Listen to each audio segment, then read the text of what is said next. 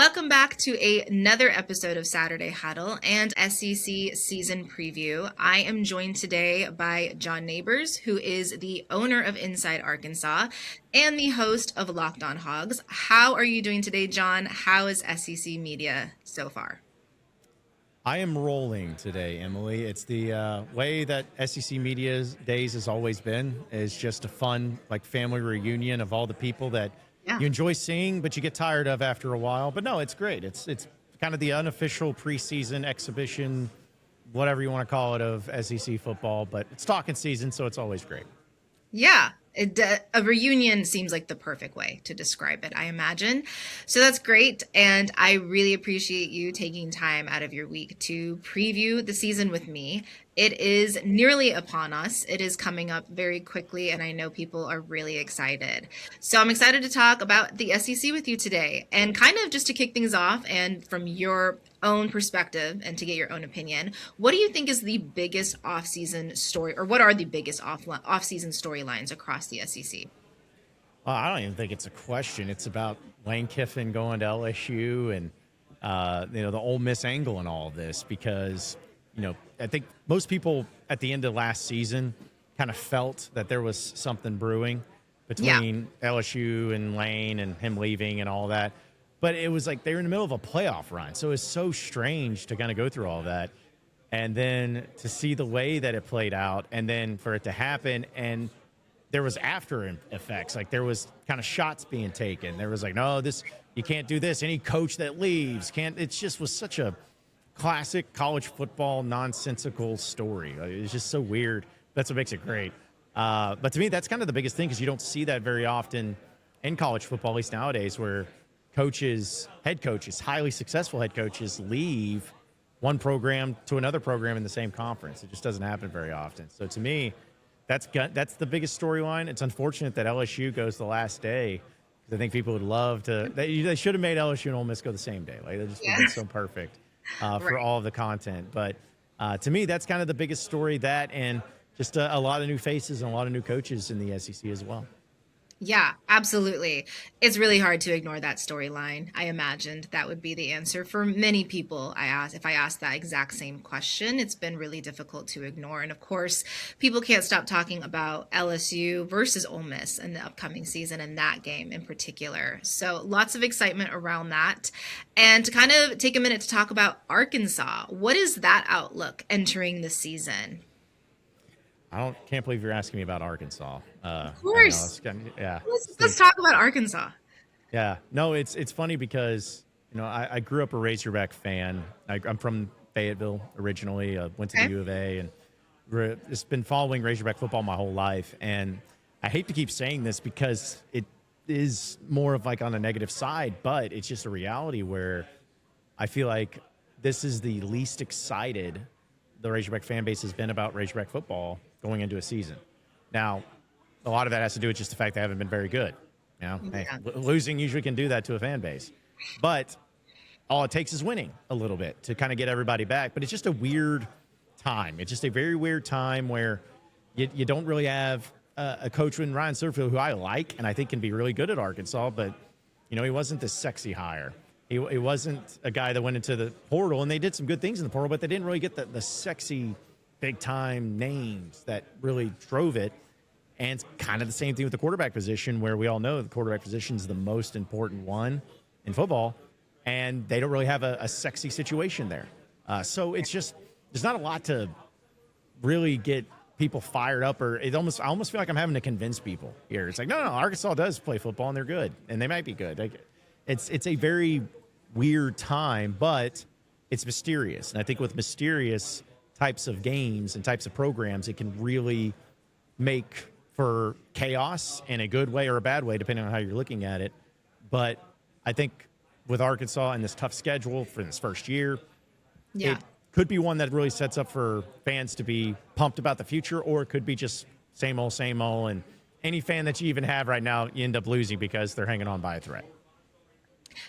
And with all that being said, where do you see Arkansas fitting into the conference this year? Well, listen, I would love to sit here and try to say like, yeah, well, if they play their cards right, they could finish top half of the SEC. If they do that, Ryan Silverfield deserves Coach of the Year. Like if that guy happens, it's just such a gauntlet that I just don't see in any way, shape, or form that Arkansas has a winning record this year. It'd be awesome. I'd love it, but I just don't see that happening. And I think even in a realistic approach to it, I think Arkansas wins 2 SEC games at the most, just trying to be realistic. So with that being said, I think 4-8 overall and maybe 1 SEC win is kind of where they're at. Is that going to be dead last in the SEC? Perhaps. I don't think they'll finish dead last. I still think they'll do enough to either just be 15th or 14th, but not dead last. But I just have a hard time picking them any higher than 13th in the SEC at best, just because of the talent that they have in this conference, the talent they're going to be going up against, and the fact that they have 9 SEC games. And, they just open up with Georgia casually. So, it's no big deal whatsoever. No big deal. And with that being said, you said like 1 to 2 SEC wins. Do you have a prediction as to who those wins could come when you take a look at their schedule? There's not a single game that Arkansas has that where I stand right now, I'm like, oh yeah, Arkansas's better than that team. It's like, I'm not saying that they can't beat them. There's winnable games, but I'm not going to have confidence to be like, oh yeah, Arkansas, totally. They have all the talent in the world. They could totally win that game. But if I'm going to be honest about it, it's like their mid-season stretch where they have 4 games, and it's not in any particular order, but they have 4 games against Missouri, Vanderbilt, South Carolina, and Auburn. The Missouri and South Carolina games are at home. Vanderbilt and Auburn games are on the road. Now, I'm not saying that those are bad teams, but those are definitely a lot more winnable than some of the other games that Arkansas is going to be playing, and that stretch is extremely important. I think, honestly, Missouri, which they don't beat ever at all, which is frustrating, but I think Missouri being at home after a bye week, which is going to be very important. It's on Halloween. It's a weird thing where it used to be the game at the end of the season, but now LSU is that game, and now it's the mid. I think there's just a lot of things setting up to where, if Arkansas was going to win one, it could be that one. But I think that one, Auburn, South Carolina at home for sure, might be their best chance. It's later in the year, and who knows what they're going to look like. But that's pretty much it as far as ones I feel decent about. Not saying they're for sure going to win, but if talk about betting odds, that might be the best betting odds I have. Well, thank you for all of the Arkansas information and kind of that insight. So viewing the SEC as a conference, who enters the season as the team to beat in the conference? Oh, see, it's always going to be Georgia and Texas, just where it's at right now. It'll be interesting to see where the media ends up doing their predicted order of finish and seeing who they have winning it all. But Texas has a really tough schedule. Now, everybody has tough schedules, but Texas got a pretty brutal one. And that's maybe why I'm leaning towards Georgia, which also has a tough schedule. But I don't know. I'm not saying Sarkisian's not a good coach. I know they played in the title game, or at least went to the semifinals. Can't remember which one it was here recently, but they were into the mix. But Kirby Smart's won multiple titles. He's going to have a high level of talent. I feel like they're just kind of the safe bet because of the talent that they have, and they're always going to have. But Texas is definitely one of those that could upend them. And if a team not named Texas or Georgia wins the SEC this year, I'm going to be shocked. And something went wrong. Somebody's getting fired if that happens, because there's some good teams in this league, but I feel like Texas and Georgia are kind of on their own world right now. Yeah. And there could be some teams in the mix, but those are the 2 ones I'd be looking at. Absolutely. I completely agree with you. I know people are really excited for Texas, and in particular to kind of see that jump in development from Arch Manning. And then you really can't argue against Kirby Smart and Georgia. That's incredibly difficult to do. So those 2 teams being the 2 teams to beat and probably the most dominant in the conference makes the most sense. Yeah. So let me ask you something, actually. Okay.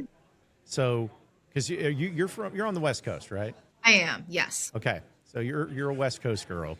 When you look at the SEC and just in general in football and everything, is that how you view it? Of just like, hey, it's Texas and Georgia. Like, do you actually ever think about any of these other teams? Which I'm not saying you don't, but just thinking of the SEC in general, like Ole Miss could be that team. I just feel like it's just a very common, safe thing too for everybody. It's like, it's going to be either Texas or Georgia every year, maybe an LSU or Bama every so often too.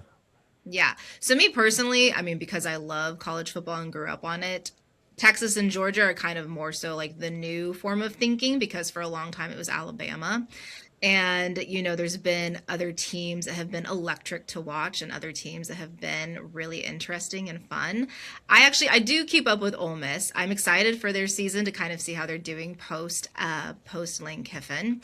I mean, I keep up with LSU as well, but that was before Lane Kiffin became their coach. It helps when you have friends who are fans of all these teams. You're kind of forced to like talk about them and forced to keep up with them, and you learn a lot through those conversations. And so it's definitely not this narrow-minded of Texas and I almost said Alabama, Texas and Georgia only. It's definitely expanded, but it's interesting how each region views the conferences.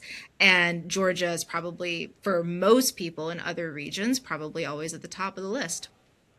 You need to find new friends. That's all I'm telling you right now. If you're over here getting those types of fan bases, you need to find new friends. I mean, I don't, I have a lot of SEC friends. I don't know necessarily how that happened, but those are the fan bases and those are the fan bases that they're a part of, and those are the conversations that happen, especially when we think of outside the Big Ten, which is, pretty relevant in this region right now. Yeah, So which I still can't get over. I don't think I'll ever get used to, like Oregon being in the Big Ten. It's weird. the geography component of it is really strange when Yeah. you think about, they're traveling, like last year they traveled to Rutgers. Like if you said that to somebody 10 years ago, they would have been like, how did that happen? Did the program totally just tank and that's like a bowl game? Or like how did it happen that Oregon's traveling to Rutgers? So Yeah. Yeah, that historic Big Ten matchup of Oregon and Rutgers in Piscataway. Yeah. It doesn't get any bigger than that. Exactly. So it getting used to it has been interesting. But I agree with you, Texas and Georgia being the two teams to beat. Do you have, not necessarily with just Arkansas, it can be in the entire SEC, but which transfer could have the biggest impact? Ooh, that's tough. I mean, it's so crazy because nowadays, and you know this, it's like there's so many transfers. I don't even know what teams are year to year. Like if you told me that any of these quarterbacks, any of them, like if you told me Arch Manning was a transfer quarterback, I'd probably be like, wait, hold on, I got to double check that. Just because I know he's not, but it's like it feels like he is, just because Yeah. everybody's a transfer. So, there's a lot of different directions that it can go, but I feel like everybody's always going to go with the quarterback position because we know how important it is and how big of a difference it can make. But it's almost like, when we look at it from the Arkansas perspective Yeah. for this one, because they have the most transfers of any team in the SEC coming in for like the fourth year in a row. It seems like. Well, that happens when you go 2-10. You kind of need to clean house a little bit and add some more players in. Yeah. But it's amazing. Like a player, for instance, Joker Johnson. He's a player that came from Tulane. That was a defensive back. Somebody like that, or even a player like a Sutton Smith who came from Memphis with Silverfield. Am I saying one of these players are going to be the biggest in the SEC? No. I'm just saying that it's amazing to me how these players can come from these smaller schools and fans get excited about them because you see their numbers and everything that they did in an AAC school or whatever, and you think that they're automatically going to be kind of equating it to the SEC, which they might. But it's just a world where I never would have dreamed that would be the case of people kind of like, if you got to transfer from another SEC school, kind of makes sense, or at least a guy who started at another SEC school, that would make sense. But nowadays, at least, I feel like, especially at Arkansas, if you get players that were starters with big numbers that are seniors or redshirt seniors or whatever coming in, suddenly those are the ones you feel like can have the biggest impact, not because of they're going to be All-Americans, but because of those are the little pieces that like fill in the cracks a little bit of, hey, they're not going to be high, overpriced, big-time NFL talent more often than not, but they're going to be ones that plug a hole that's going to make your team better and make either your superstar players better. So to me, it's like transfers are important. And obviously, a transfer quarterback, I feel like is one of the few one-man positions that can really make that difference. Yeah. But to me, it's a matter of how many transfers you're getting in that are quality starters, not just depth pieces, quality starters that are just good college football players. Those are the teams that are usually going to have success, which is why, like, I'm not saying Arkansas will, but for crying out loud, they have, I think, like 48 new players, something to that extent. If they hit on 35 of those, imagine how great that would be. So it's just a matter of the amount and making it fit the right places, if that makes sense. No, that totally makes sense. And in your opinion, which coach in the SEC has the most pressure entering this season? You know, as weird as it is, I think Steve Sarkisian, because what else can you be given at Texas? Like, what else can you be set up with? You have a Manning as your quarterback, and Right. you have more money than you know what to do with. Yeah, and you have recruiting. You got I mean, you have literally everything. And like last year, it's so weird to call it a disappointment, but it kind of was. And now this year, I get it. The schedule's tough, but what if you're going to be a team like Texas and a program like Texas, it's going to go to the highest level. I don't know what else you could have. Like, and if I'm Texas fans, which thank goodness I'm not, but if I was, it's like I would be basically saying, dude, you better at least get to the championship game, like the national championship game. You got to stop running out of excuses. So I'd say Sarkisian. But if you're asking about like hot seat, I think Shane Beamer at South Carolina is kind of that, just because of time wise. And, you know, I think like last year was kind of his like, hey, this is the last straw. You better turn it around. But yeah, Texas has got, and I hate to say it this way, but Texas has got to win a title, considering the setup and formula and resources that they're investing into it. Because if Sark can't get it done, they'll go find somebody that will, and they can probably find a really good coach in that case. Yeah, absolutely. And you're right. There's been so much investment with Texas. And I feel like last year they really leaned on the excuse of Arch Manning not being developed enough. So you're kind of out of that excuse this year. People are expecting a jump in development. And so I'm really curious to see what that team looks like and how successful they can be in the postseason. But I'm with you on Shane Beamer with their quarterback coming back. And, you know, all the time that Shane Beamer has been given. And if they have an improved defensive line, I would be curious to see if that team looks better this year, because if they don't, I do think that's definitely like the number one hot seat in the SEC. Yeah, and I've just never been a big fan of Shane Beamer. I don't like his facial expressions. It just bothers me. Like, I just don't like the way he's, like, It just seems like he's, I don't even know whiny is the right word, but he's just always kind of, it feels like perturbed by normal things. It's like one of those friends that you have that gets like pissed off when you're stuck in traffic after a college football game of 80,000 people trying to leave. It's like, yeah, this is what happens. Like, it's life. It's part of it. He kind of gives that vibe to me. That's hilarious. I can see that for sure. And which SEC team do you think is flying under the radar? Arkansas, totally, obviously. No, I mean, it's hard for me to say who's under the radar because I just feel like, you know, the team that I cover is, I don't even know if they're on the radar.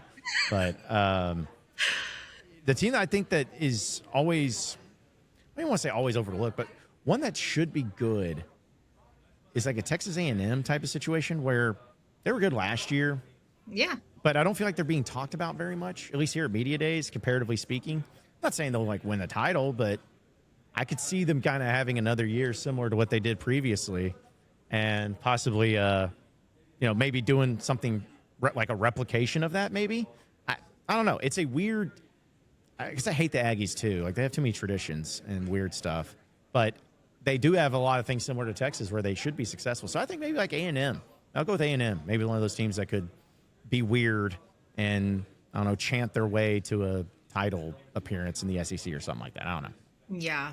No, I hear you. And now you have me curious because you did the horns down. Shane Beamer's annoying. You hate the Aggies. Is there like a team in the SEC that doesn't bug you in any way? I don't necessarily, I'm not like calling you an SEC homer in any way whatsoever. And like that conference pride, I know people have like, they debate on that. Like, I just want an SEC team to win, or it's my team versus everybody. But are there SEC teams, like, as, with your background with Arkansas, are there SEC teams where you're like, they're okay? No, I hate everyone equally, actually. Yeah. Actually, I respect that. I do. Yeah. Yeah. Yeah. We at Arkansas, we don't really have a legit like big rivalry with anybody. Yeah. But we try to make ones happen for some reason. But like none of the teams that we try to make it happen with, either we hate as much or they hate us as much as we hate them. So we're Mm. just kind of left on our own. And that's why I've always laughed about the Missouri game, because you kind of got forced to be a rivalry, which it felt like, you're like the two kids in the class that didn't have any partners to partner up with. And so since you're the leftover ones, you got to partner with the teacher or something like that. So, but no, I really hate everybody, because I hate, seeing other teams have success and I don't feel like should when my team can't, like Ole Miss or Vanderbilt or, any of that. So no, I'm pretty mean and I'm pretty bitter, and I have a chip on my shoulder about, Arkansas against the world, and nobody cares except me. But it fuels me to know that it's like, if you just hate everyone equally, then you love everybody the same too. That's how I look at it. That's poetic. That's beautiful. And I actually really respect that. At least you stand your ground if you hate everybody equally. Well, I'm just happy that if there's one thing about this entire interview that you can respect me on, it's my hatred for people. So thank you. I appreciate that. Yeah, that's the one takeaway of this Yeah, podcast I'll episode take for it. sure. Yeah. So, what's one SEC storyline you think deserves more attention? One SEC storyline, that was a thing where going into media days every year, I felt like there was always some sort of chippiness about, between this coach and that coach. Yeah. It used to be great for that, and that's what media days was all about. And I think like the only one would be like, is it the Lane Kiffin Pete Golding situation, which I know we kind of covered. But if there's a storyline that I feel like is maybe not getting discussed as much, and maybe it's because they don't want to, is the fact that the SEC has been down, and they have not won a title in 3 years straight, which I know sounds ridiculous, but it's the truth. It's like when the SEC had such a dominating run, Yeah. and not just like one team, because I know some people just like, oh, well, it's just one team. It's like, no, you had Alabama winning titles, you had LSU winning titles, you had Florida who won titles, Auburn won a title. Yeah. It's like you've seen that. To me, it's a weird thing that the SEC has always been used to dominating and being the best, and they still think they are, but they just don't have as much ammo to back up their claims. So it's a matter of, what are you doing to try to fix that? Like, why is the teams from the Big Ten, a team like Indiana, for instance, like, why are they able to do it, but you're not? There's just Yeah. so many elements to it to where I feel like it's a matter of like fixing, it sounds stupid, but it's like fixing the problem of you not winning enough titles right now, because you have all that you need to do it. So why aren't you doing it? I think that that's something that needs to be called upon. But again, they're not going to admit that. They're going to be like, nah, it's just coincidence. They just got lucky. It's not that way. There's got to be a reason why, and they got to figure out how to fix that. So I have another question for you with covering Arkansas and kind of what we were talking about in the beginning of this episode of the outlook being a little wishy-washy right now with Arkansas. I have to ask this, like, fan to fan, did Okay. Indiana having the quick turnaround they did and winning a national championship, did that like sting a little bit? The fact that how quickly it happened for Indiana, like, so I personally can relate to this because a lot of discussion after Indiana won the national championship was like, they did it. Why hasn't Oregon done it?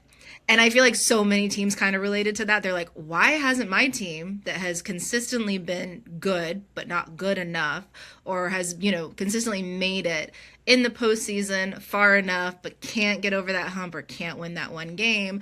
How did Indiana do it? So, fan to fan, Arkansas, like, was there anything about that situation where you're like, nah, to hell with them? No, because it was almost like I actually respected it and loved it because of the fact that it does give hope. Yeah. Like there was an element for, however many years, but where it's like from the Arkansas perspective, it was accepted, not in a way of, oh, this is all you're going to be, but it was almost like an acceptable thing. It's like, hey, for Arkansas to win a national championship in football, it's going to be dadgum near impossible. Because now basketball, baseball, those things, yeah, because you could feel like you could compete at that. But in football, it was just going to take a huge miracle for things to happen that way. And there's a lot of schools that are that way. But what Indiana did, I think it kind of killed that entire narrative that any school has had to where it's like, a place like Arkansas, hey, you can't win a title. You can't win a title. It's like, but they did. So Yeah. they paved the way for it. It's almost like, paving the way for the little guy to say, Yeah. hey, all these big schools, you don't have to have all that. You don't have to be that. You can find a way. And so for that, it was an endearing thing where it's no longer accepted to just be like, well, you can never win a title here. Why not? Indiana did, and they're like the worst program in college sports history or college football history. Right. They found a way. So, and it's not even just like it's Indiana. I look at it from a perspective of Ole Miss, had getting to where they're at. They've not been that program. Lane Kiffin made them into that program, of course, but it's like they were able to get to at least flirting with the championship. Right. Vanderbilt was a school that was the bottom of the bottom. Look at they won 10 games last year. So don't tell me that a place like Arkansas can't do it. They just have to have the right people and money. I get all that, but I think it was a more endearing, awesome story for places like Arkansas, more so than we don't like them winning it before us. It was not that. It's kind of like, hey, finally somebody proved that you can. Yeah. And it's kind of a cool twist on modern college football, right? Like it looks so different than it did even a decade ago, like the landscape of college football, that I think that's like an added element to it of, now this road has been paved for programs that we never would have expected to have really successful years and win it all. So absolutely. Okay, now we're going to do our lightning round, John, our SEC lightning round. Okay? Okay. All right. I think I can handle this. Yeah, it should, it'll be quick, I think. SEC champion. Give me Georgia. Arkansas record prediction. 4-8. Dark horse team. Ooh. I'm going to go with, I'll say Tennessee. Okay. Biggest surprise. Biggest surprise will be that Texas ends up going 9-3. Ooh. Biggest disappointment. I might be Texas again, for that. Texas, I'm going with that. I think it'll be Texas, or actually, you know what? I think it might be LSU too, because I think there's a high expectation there as well with Lane. Yeah. I think they're gonna struggle, at least in this first year. So I think that they may be the biggest disappointment, losing too many games that they shouldn't. Okay. Best game on the SEC schedule. It has to be LSU Ole Miss, right? It's the most intriguing. I'd have to go with that one, or just like any of the rivalries. I always love the Iron Bowl, stuff like that. Great rivalries. Yeah. Great rivalries in that conference. College football playoff teams from the SEC. I think Georgia gets in. I think Alabama gets in. And did I even say they get a third one? I say they only get two, but I'll put a dark horse or like an honorable mention that could be a third one. And if that's the case, I'm going to go with I go with Tennessee again. Let's just do Tennessee again. Yeah, I love it. And then one bold prediction, if you have it. One bold prediction. That the Arkansas Razorback football team in 2026, the year of our Lord, finds some way to beat a team that they shouldn't. That includes it from the list of Georgia, LSU, Texas, or Texas A&M. They win one of those games, and I may go streaking on the field if they do, but it'll be worth it getting arrested for, because I just see no chance that it happens. Wow, I can't wait to come back to this clip when this happens. And I'm sure many people will. News of you being arrested hits. Yes, it'll hit like perfection, though. It'll hit like perfection. Absolutely. Well, this has been great, John. Can you tell people where they can find you? Yeah, so Inside Arkansas, you can find on YouTube and wherever podcasts are found with Inside Arkansas Live. We do a live stream show each and every day from starting at noon Central Time. We also do some basketball podcasts, baseball podcasts, and we also I also do Locked On Razorbacks, which is the #1 Razorback podcast in the world, by the way. So I'm going to flex on that as much as I can. So, yeah, that's where you can find it. That's where you can find me. And I'm also John Nabors' show on social media. So I say this with love. If you can't find me, that's a you problem, because I'm obnoxiously everywhere. Love it. Thank you so much, John. Have a wonderful week and happy college football season, basically. Yeah, absolutely. Appreciate you. Hogs by 90.